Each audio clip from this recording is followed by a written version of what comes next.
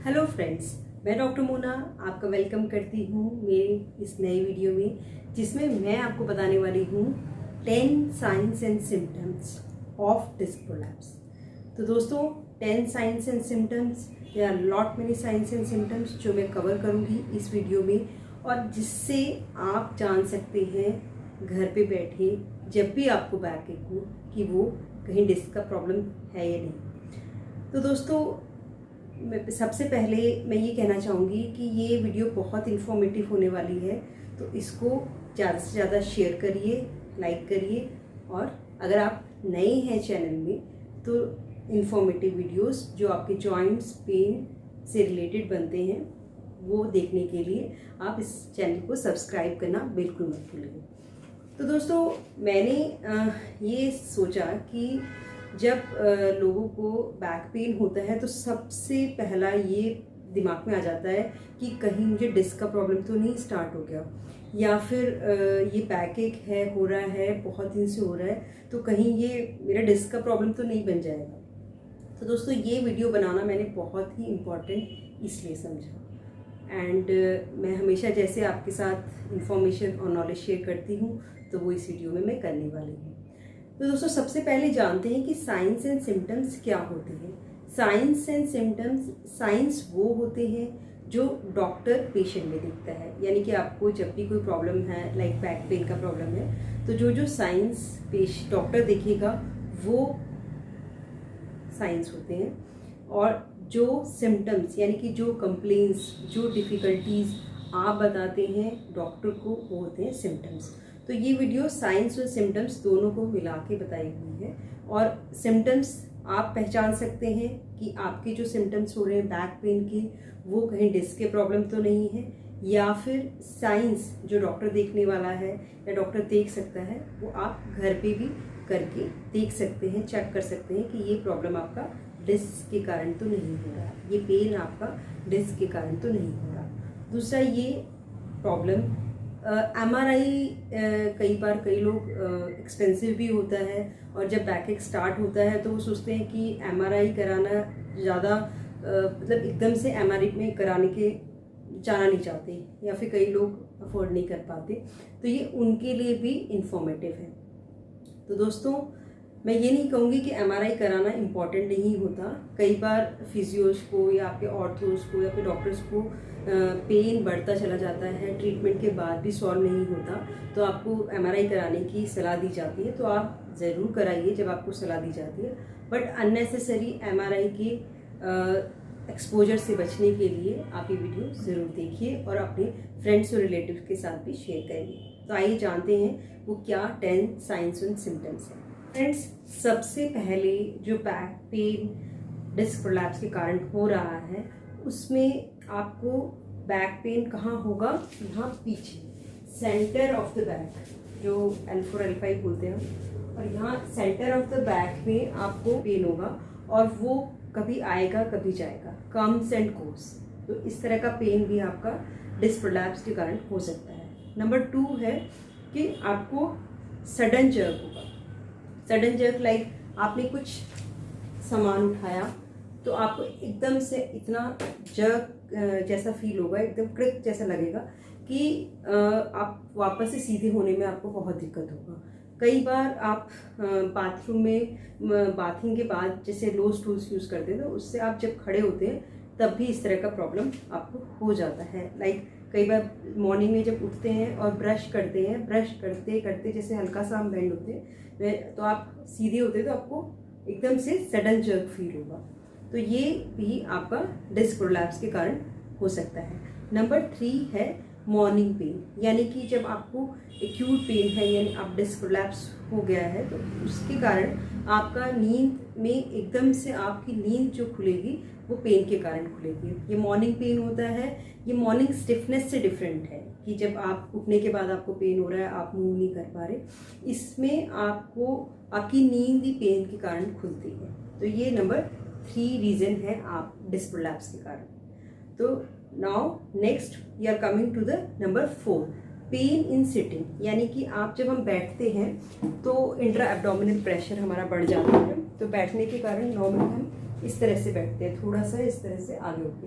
तो लाइक आप समझ रहे हैं कि इसमें आपका इंट्रा एब्डोमिनल प्रेशर बढ़ जाएगा एब्डोमेन्स पे, और आपकी बैक जो है वो आगे की तरफ बेंड हो जाएगी और आपके डिस्क प्रोलैप्स होने के चांसेस बढ़ जाएगी। और ऐसी सिटिंग में नॉर्मली जब बैक पेन होता है तो और वो भी डिस्क प्रोलैप्स के कारण, तो आप सिटिंग नहीं कर पाते, आपको सिटिंग में सबसे ज़्यादा पेन होता है। और सिट टू स्टैंड यानी कि सिटिंग, आप बैठे हुए हैं, थोड़े टाइम बैठेंगे, उसके बाद आपको पेन स्टार्ट हो जाएगा।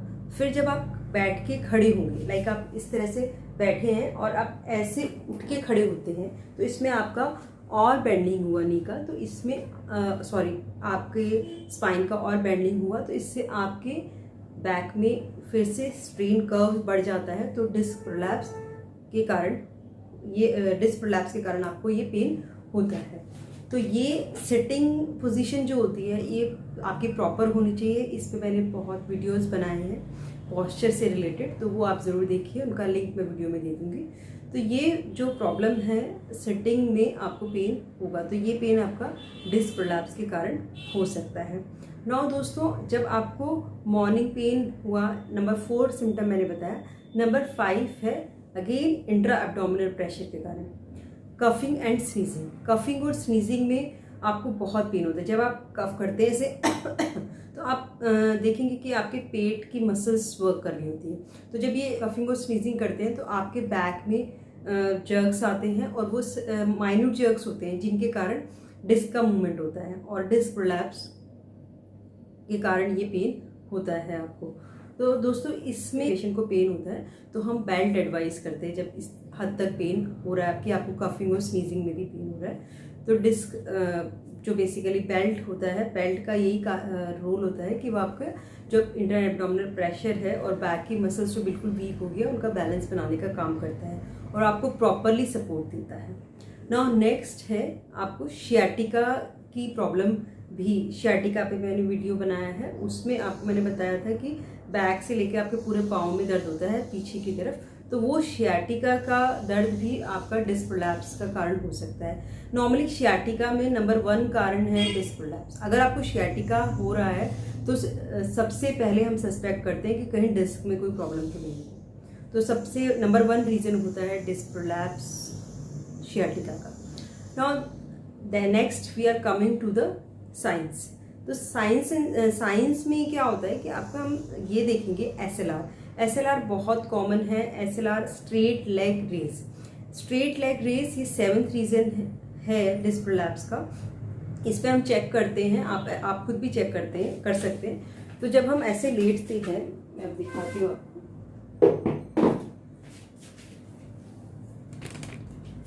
इस तरह से आप लेटेंगे तो आप ये पाँव ऊपर करते हैं, मतलब 45 to 50 डिग्री तक। अगर इससे आप ऊपर करने में पेन है तो वो हैमस्ट्रिंग टाइटनेस के कारण हो सकता है। अगर आपका 45 to 50 डिग्री में आपका पेन हो रहा है बैक में, थाइस में नहीं, बैक में हो रहा है, तो वो डिस्क प्रोलैप्स हो सकता है। और अगर इतने में भी आपको नहीं हो रहा है पेन, तो आप ये 45 डिग्री पाँव उठा के और इस पाँव के पंजे को पीछे की तरफ खींचेंगे अपनी तरफ, तब आपको बैक में अगर पेन हो रहा है तो वो डिस्क प्रोलैप्स के कारण हो सकता है, उसका कारण डिस्क प्रोलैप्स है। तो this is the SLR test. इस SLR में बहुत सारी एक्सप्लेन वे में मैं एक नया वीडियो बना दूंगी, लेकिन एक अगर आपको चेक करना है डिस्क प्रोलैप्स है कि नहीं तो आप इस तरह से चेक कर सकते हैं। नो एट्थ रीज़न जो कि बताता है कि आपको डिस्क प्रोलैप्स है कि नहीं, हील वॉक। 8th साइन जो हम चेक कर सकते हैं खुद घर पे कि आप हील वॉक, यानी कि आप इस हील वॉक करना है, यानी आप ऐसे हम नॉर्मली चलते हैं तो इसमें आपको जिस पाँव में दर्द है उस पाँव की ऐसे एड़ी उठानी है और चलना है इस तरह से। तो आप देखेंगे कि आप हील वॉक इस तरह से नहीं कर पा रहे हैं, इनफैक्ट आपको ऐसा पंजा उठाने में ही दर्द होगा, तो ये हील वॉक में आपको प्रॉब्लम होगा। 9th साइन में सबसे पहले हम बैठ जाएंगे। सिटिंग में हम चेक करते हैं, स्लम्प टेस्ट बोलते हैं हम इसको।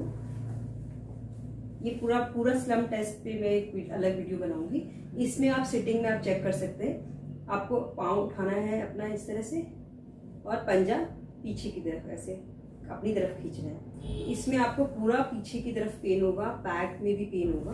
तो ये शियाटिका के लिए भी टेस्ट होता है और स्लम टेस्ट आपका डिस्क प्रोलैप्स के कारण होता है। मतलब शियाटिका जो डिस्क प्रोलैप्स के कारण होता है उसको हम चेक करते हैं इस तरह से।